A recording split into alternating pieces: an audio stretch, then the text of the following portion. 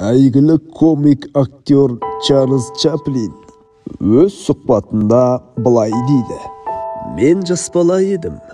Әкем мені циркке апарды. Билет алу үшін ұзын сонар кезекке тұрдық.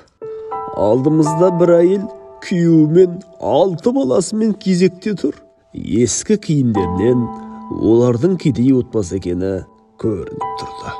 Ал балалар циркке келгеніне сондай қуанышты еді. Сөйтіп олардың кезегі келді. Әкесі билеттің бағасын сұрады. Билеттің бағасын білген соң әкенің жүзі қуарып, ұяттан өртенді.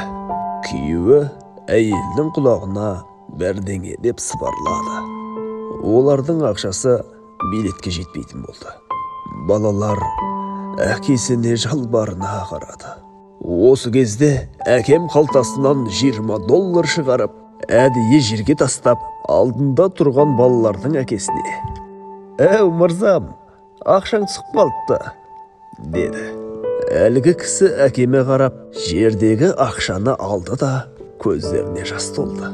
Оның «Рахмет» деген дірілдеген дауысы үнемі құлағымда жаңғырып тұрады. Бұл менің өмірімдегі ең керемет көрініс болды. Олар циркке қуана кірді. Әкем мені қолымнан жетектеп кезектен шығарды. Өйткені әкемнің сол кісіге берген $20 басқа өзінде ақша жоқ болатын. Мен әкемді мақтан тұтамын.